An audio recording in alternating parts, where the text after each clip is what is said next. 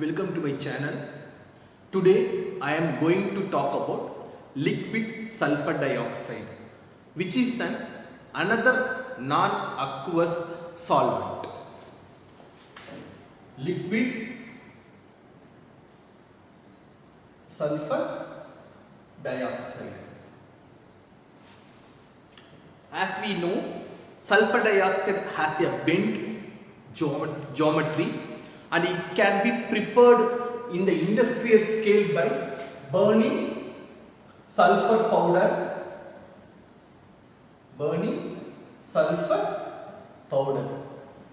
Can obtain the industrial scale of sulfur dioxide.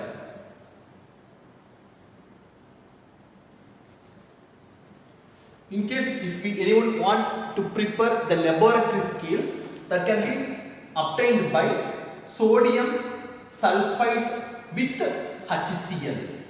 Concentrated hydrochloric acid can get sulfur dioxide plus sodium chloride. When we come to the physical properties of sulfur dioxide, actually sulfur dioxide is a colorless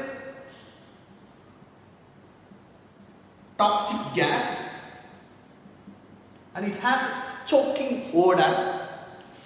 It has the dielectric constant around 17.6 at boiling point of sulfur dioxide. This value is very smaller in compared with water. Water has dielectric constant around 80, about 80 at 20 degrees Celsius. So it suggests that liquid sulfur dioxide can be a apolar solvent. So most of the covalent compounds can be soluble in this solvent. The next part is about the self-ionization. Self-ionization of liquid sulfur dioxide, or you can call them as auto-ionization. Auto-ionization of liquid sulfur dioxide.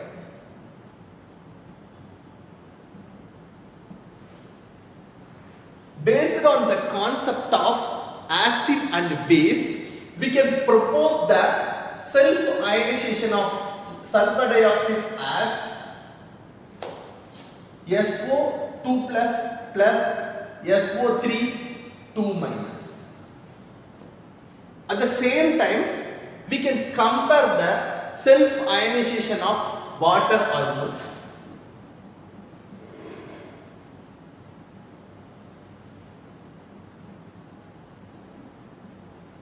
Okay. Unlike the self-ionization of water, when we come to sulfur dioxide, there is a generation of doubly charged ions. But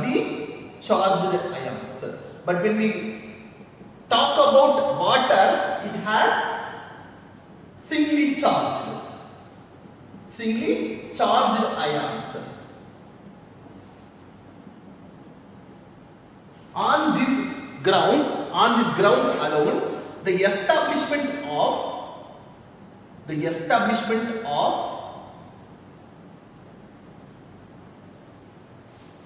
this equilibrium,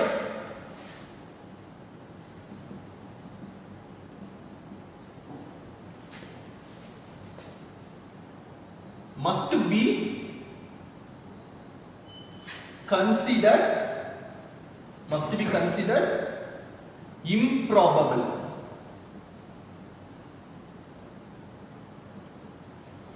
In case of water, it was self-ionized into monocation and monoanion.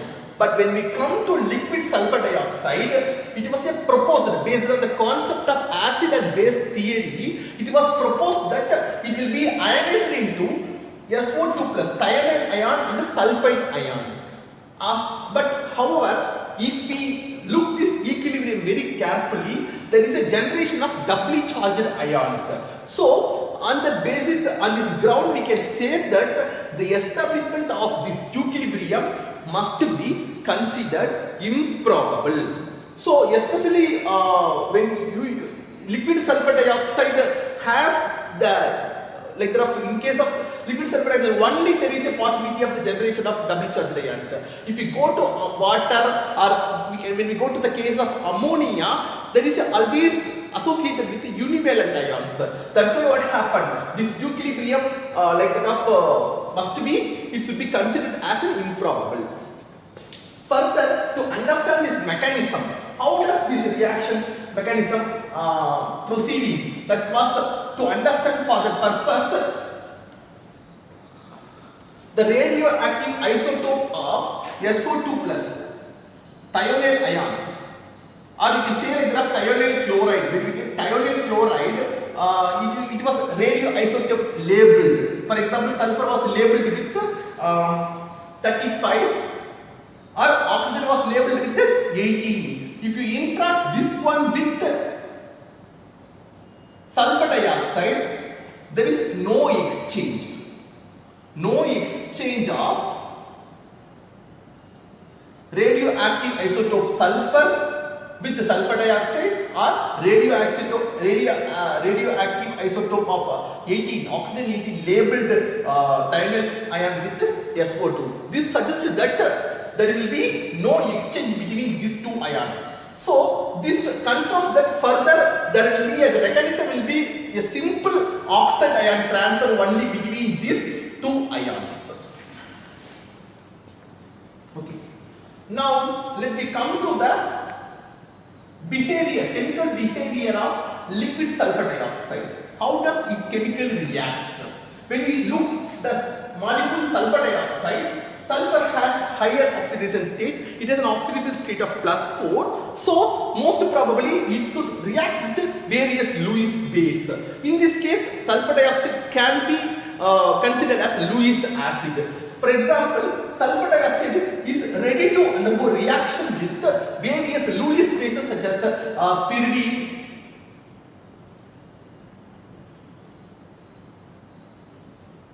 to form simple adducts.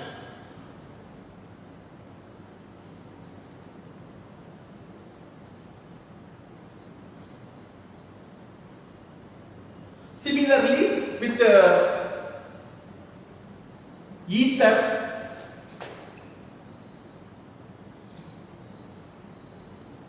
R is either phenyl group or aromatic group or alkyl group.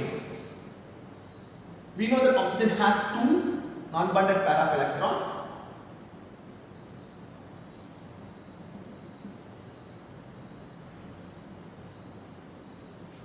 Then also we can think about amines.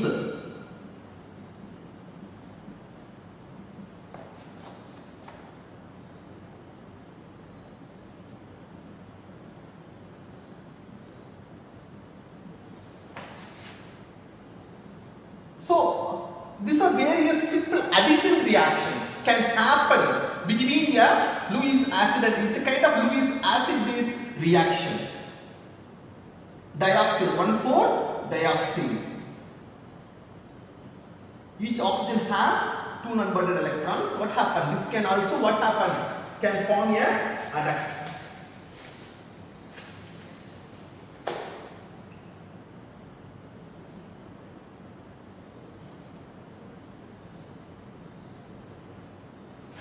So these are some of the simple examples of reaction between sulfur dioxide and various Lewis bases. In all cases, there will be a formation of simple addition products.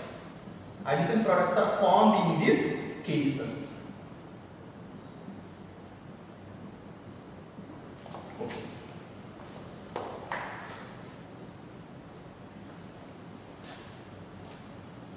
The next case will be medium, like that of how it will be, like that of when we dissolve covalent compounds in liquid sulfur dioxide. How does it can? For example, you can take an example of triphenyl methyl chloride. When you dissolve this compound, it behaves as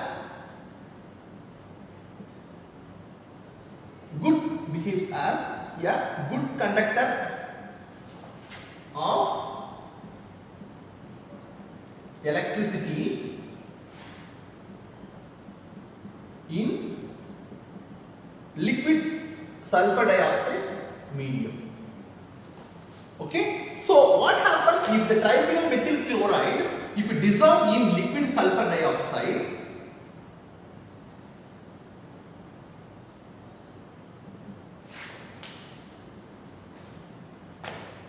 it's a nucleum. So there will be generation of ion pair.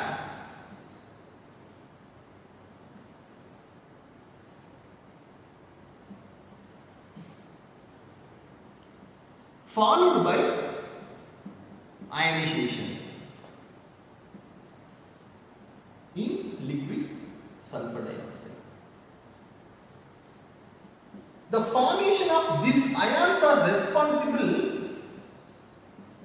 to behave triphenyl methyl chloride in liquid sulfur dioxide as a good conductor of electricity. Okay. Then next one is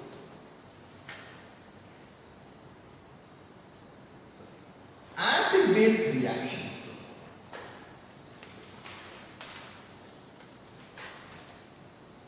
Acid-base reaction, or simply you can call them as neutralization reaction.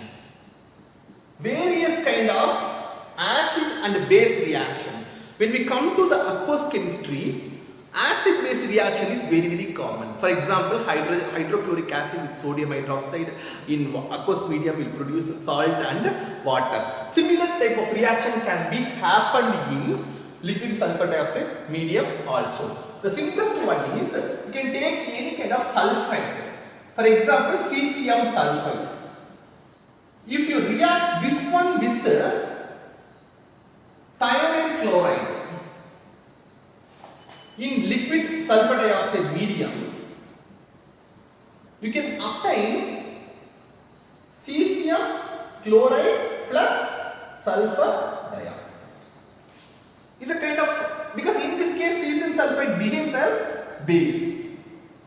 Thionyl chloride is a acid in liquid sulfur dioxide medium to generate salt. Cesium chloride here is a salt and the corresponding solvent.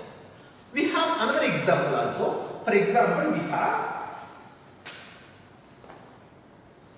potassium sulfide with thionyl thiocyanate. What happened? In this case, again potassium sulfate is a base and thiocyanate is acid. In liquid sulfur dioxide medium, you can get potassium thiocyanate plus liquid sulfur dioxide. Sulfur dioxide can be obtained. Here again, what happened? Potassium thiocyanate is a simple salt. So these are some of the reactions can be done in liquid sulfur dioxide medium. You can call this type of reaction also called as a simple. We can't call them as a method critical reaction, but okay. So these are some of the examples of acid-base reaction. The next one is solvolysis reaction.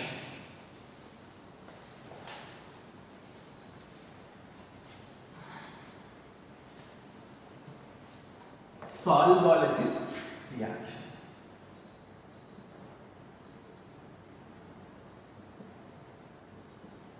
In aqueous chemistry, hydrolysis reaction is very common. Similar way, in liquid sulfur dioxide, what happened? It is common because solvolysis reaction and hydrolysis reaction is almost similar. So, in case of when we come to solvolysis reaction, the example, you can see the example. You can take an example of diethyl zinc. Diethyl zinc, if you react with the sulfur dioxide, you can get zinc sulfide and diethyl sulfoxide. The zinc sulfide further it will be decomposed to obtain zinc oxide.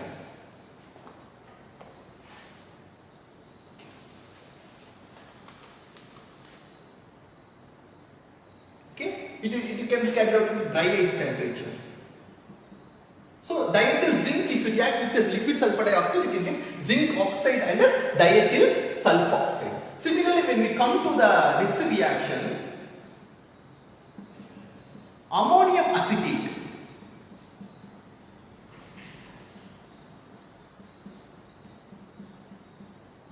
If you react with sulfur dioxide, you can get ammonium sulfite and thionyl acetate. Okay.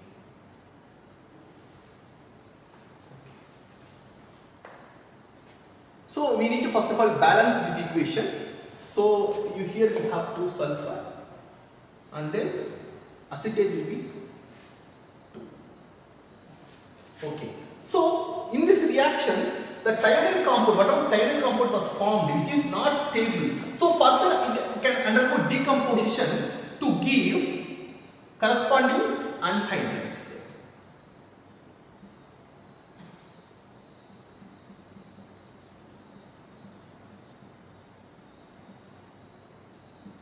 This is not a stable product, so it can be decomposed further to CH3, C, O, acetic anhydride plus sulfur dioxide. So if you add these two, you can get the product of 2 equivalents of ammonium acetate undergo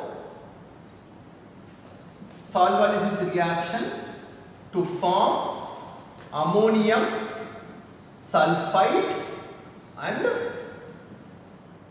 acetic anhydride and sulfur dioxide plus sulfur dioxide. Okay.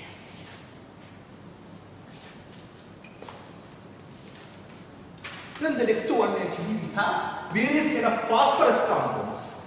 Phosphorus halides can also undergo such kind of solvolysis reaction.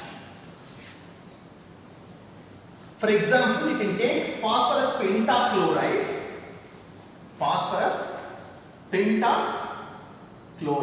If you react this one with sulfur dioxide, again you can get POCl3, phosphoryl chloride and thionyl chloride. Further, phosphorus pentabromide, if you react with the sulfur dioxide, in this case also you will get corresponding phosphoryl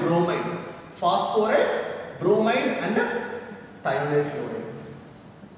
Either phosphoryl chloride or phosphoryl bromide will never undergo further reaction with the sulfur dioxide to form oxides. So that means it will not react to form corresponding oxides such as P2O5 plus thionyl bromide will never happen because it is a kind of endothermic reaction. So this reaction will not happen.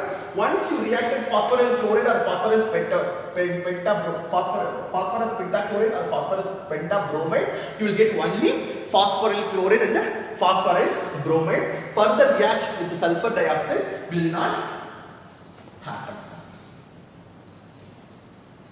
Similar type of reaction can also happen with niobium pentachloride.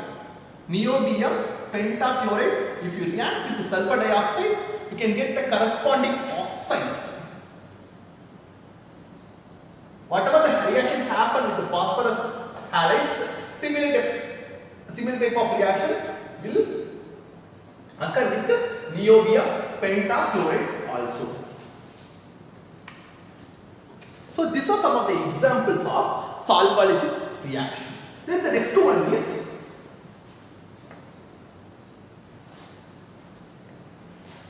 amphoteric reactions. Amphoteric behavior. Various kind of amphoteric reactions, amphoteric molecules react with liquid sulfur dioxides. Amphoteric reactions. Again, this amphoteric reaction is very common in aqueous chemistry. For example, zinc oxide is a well-known amphoteric molecule which can react with HCl to form corresponding chlorides.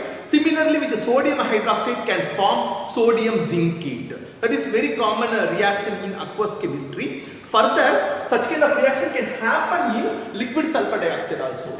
The simplest example we can take here is aluminium chloride. If react with tetramethyl ammonium sulfide to form aluminium sulfide and tetramethyl ammonium chloride.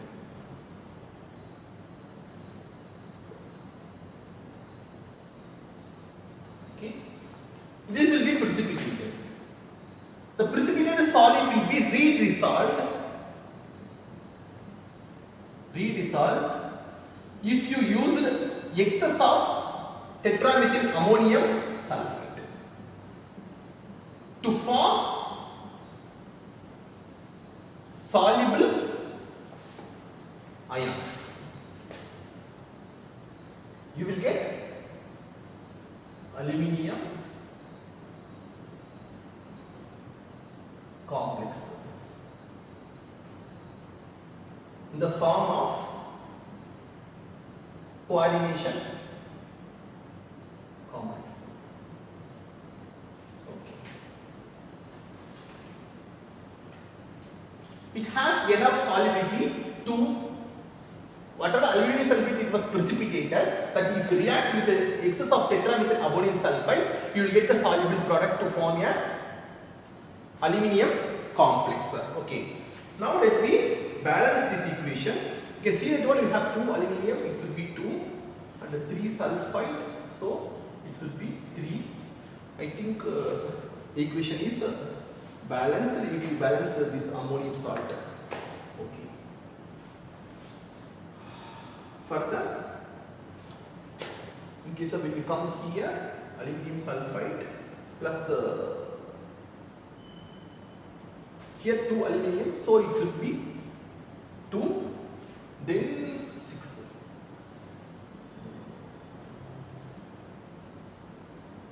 Okay. Further, this aluminium complex is ready to undergo further reaction with thionyl chloride.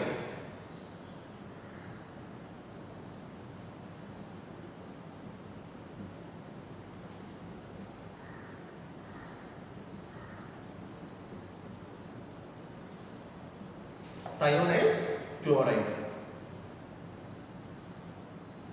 to form aluminium sulfide plus ammonium, tetramethyl ammonium chloride.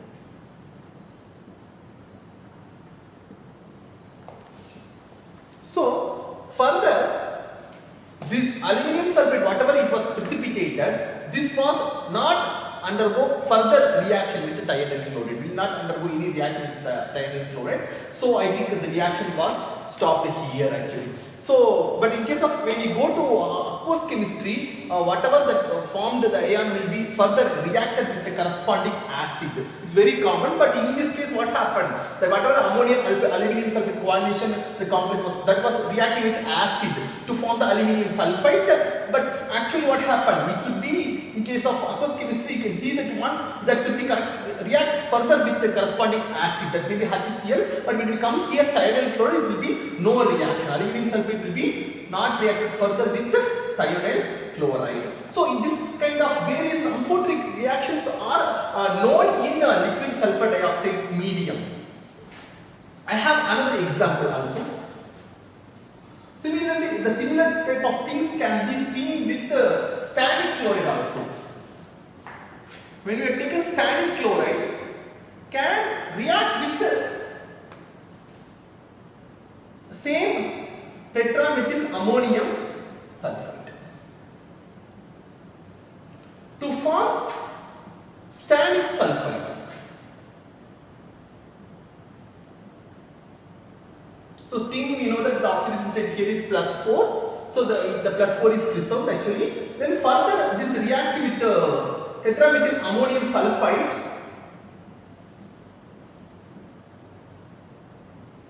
to get corresponding sulfide complex.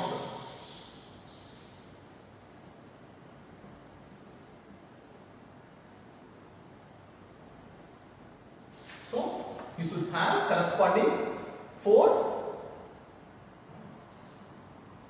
So this one actually what happened? This will be called as orthosulfitostannate. Orthosulfitostannate.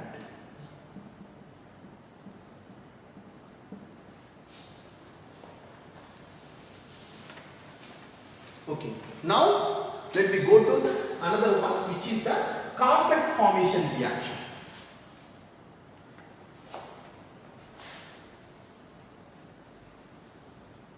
Complex formation reaction.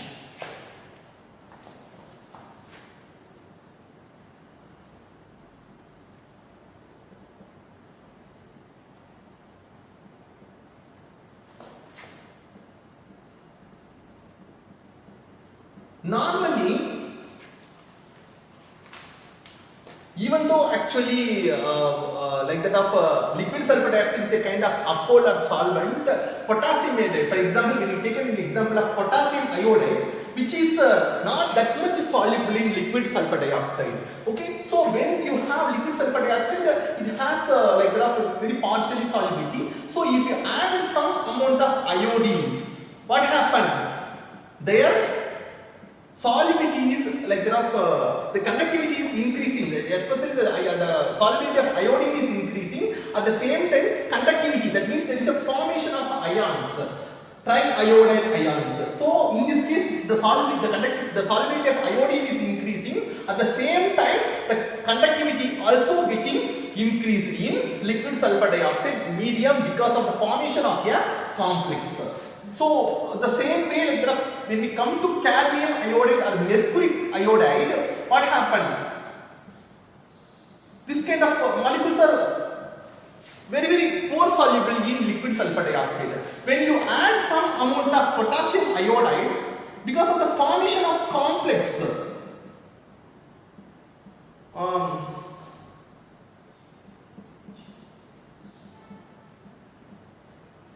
because of the formation of such kind of complex, the solubility is enhancing. We can give another example, which is potassium chloride plus antimony trichloride. Okay, antimony here is in +3 oxidation state. If you have done this reaction in liquid sulfur dioxide medium, you will get actually potassium salt of hexachloroantimonate.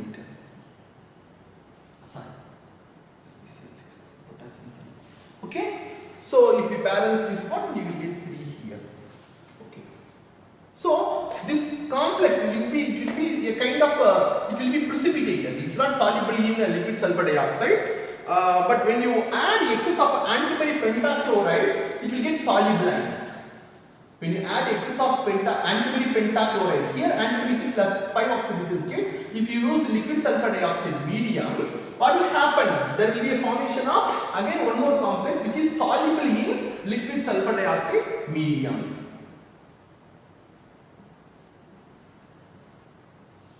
Okay, here antimony is in +5 oxidation state. Okay. So such kind of large number of hexachloroantimonates in liquid sulfur dioxide can be followed conductometrically. Large number of hexachloro antimonades can be followed by conductometrically.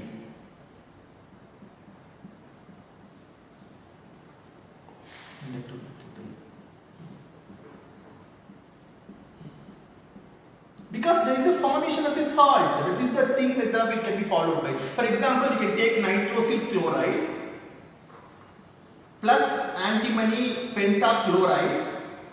You can get nitrosodium ion NO plus and hexachloro antimonate. Okay.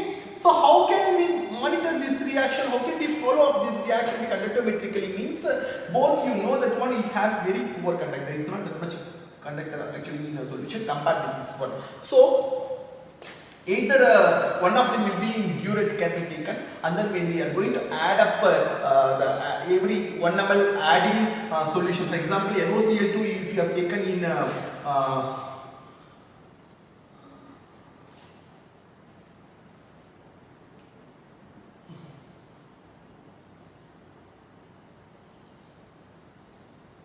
okay, you have in burette actually what happened?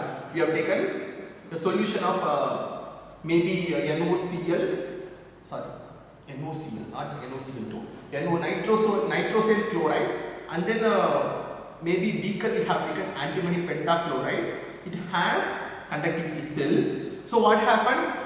When we are adding up, there will be a generation of nitrosodium hexachloro antimonate. So the conductivity, when we come to the conductivity, there is a generation of ions. So conductivity will be keep on increasing. At certain point, what happened? When all the antimony pentachloride is converted into hexachloro antimonate, the conductivity will be always not, there will be not sharp changes can be observed. So in that way, what happened? We can be monitored. Like that, if you taken here actually like that, volume of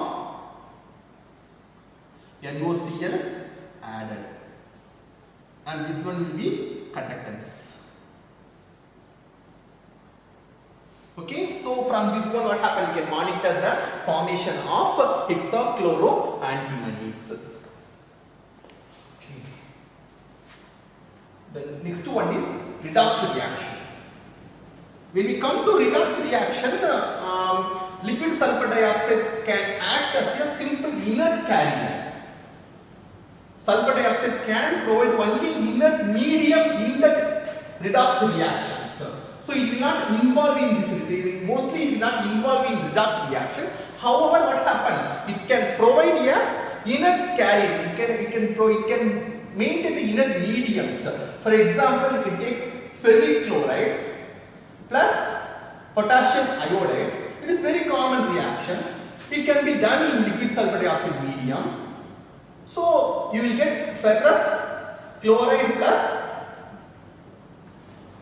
potassium chloride plus iodine. Similarly, we have the reaction such as nitrosyl chloride. Nitrosyl chloride plus iodide can, in the liquid sulfur dioxide medium, can provide iodine plus nitric oxide. So such kind of redox reaction can be done in liquid sulfur dioxide medium. Here it can, because it can provide a inert atmosphere.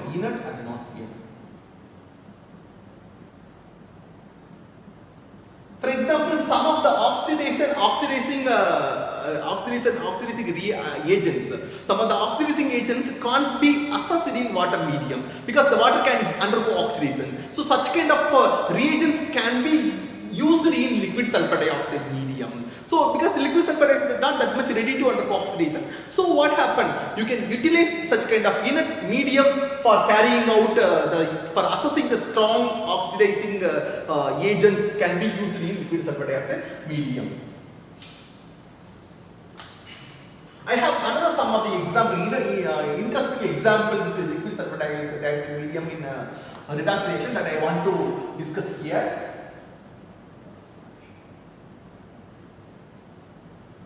For example, when we have taken iodine, okay, iodine plus arsenic pentafluoride. Okay, if you carry out this reaction in liquid sulfur dioxide, you will get an interesting cationic. Like therefore, for example, you can get triiodate cation and hexafluoro antimonate salt plus ASF3. So here iodine, these undergo oxidation to monocations of I3 plus, then the arsenic plus 5 is reduced to plus 3. Similarly, here you can get different product, but when we change the ratio of the reactants, if we change the ratio of the reactants, you can get another interesting cations, which is pentaiodine cation.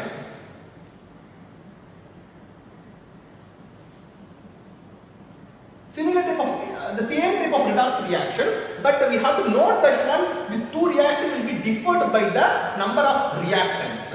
For example, here 3, 2, 15. So 3. Okay. Here 5, 2, 3. Okay.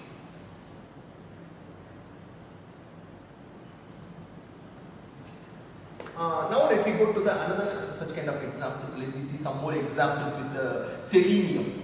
Selenium with again arsenic pentafluoride in liquid sulfur dioxide. In such kind of, again it's a kind of redox reactions only. You can get the interesting product which is Se4 tetraselenium dication. Okay.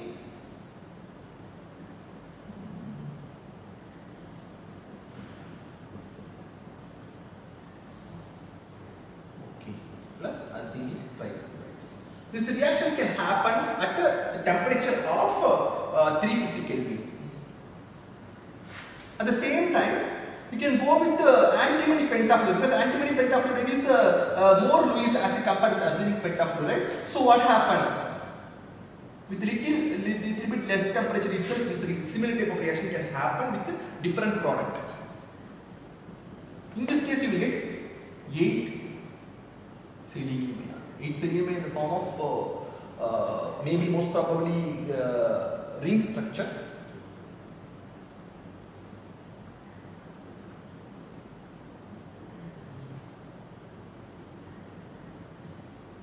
If you balance this equation, then I think 4 selenium, 3 arsenic. Similarly here 8 selenium and here antimony, not arsenic. Please correct it. What happened? 3 here again. So it's a balanced one. You can see that one. In this case, what happened again? Selenium is oxidized from 0 to plus 2 oxidation state. At the same time, what happened? It is oxidized. Arsenic plus 5 is reduced to plus 3 oxidation state. Okay, so these are some of the examples for carrying out in redox reactions. So this kind of reactions we can't be assessed in aqueous medium. Not possible with aqueous medium. Not possible with aqueous medium. Why it can't be assessed in aqueous medium means whatever we are using, first thing whatever we are using the Lewis acid, arsenic pentafluoride, antimony pentafluoride, which is not stable in aqueous medium. That is the very important, that is the major reason. So you can't do such kind of reactions in aqueous medium. It can be possible only in liquid sulfur dioxide medium, because liquid sulfur dioxide is a kind of apolar solvent, aprotic solvent. Other than that, similarly we can do some of the organic reactions also in the liquid sulfur dioxide medium. So many reactions are known, but some of the very important reactions I will discuss here. For example, you have benzene. You can react with sulfur trioxide. In liquid sulfur dioxide medium, you can easily carry out this reaction. to get benzene sulfuric acid. And another one is a very famous reaction, Friedel-Crafts reaction. Again, it's very interesting example.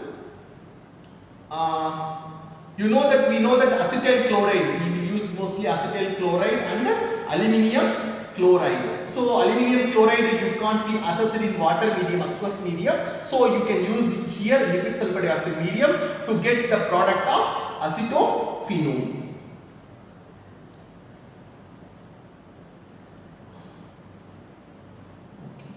So this liquid sulfur dioxide can be a good medium for various kind of organic reactions also. So finally I would like to conclude this session. Here in this lecture I have discussed about the liquid sulfur dioxide in non-aqueous. Liquid sulfur dioxide can be used as a non-aqueous solvent for the reactions such as acid-base reactions, solvolysis reaction, complex formation reaction, as well as redox reactions. These are some of the reactions can be done under the liquid sulfur dioxide medium. Especially I have compared the liquid sulfur dioxide medium with water medium. In some cases, especially a reagent which is very high oxidizing agent that can't be used in water medium can be used here in liquid sulfur dioxide medium, because usually what happen, liquid sulfur dioxide can't be that much easily oxidized with that one. So what happen, we can be used such kind of powerful oxidizing agent also can be used in liquid sulfur dioxide. That medium can be used to carry out the reactions. And also I have shown some of the examples of various Lewis acids. Such kind of reactions can be Lewis acids such as arsenic pentafluoride or antimony pentafluoride that can be carry out the reaction with the selenium or iodine, that can be done only in liquid sulfur dioxide medium, not aqueous medium. That also we have discussed in this lecture. Finally, thank you very much for all of them participated in this lecture.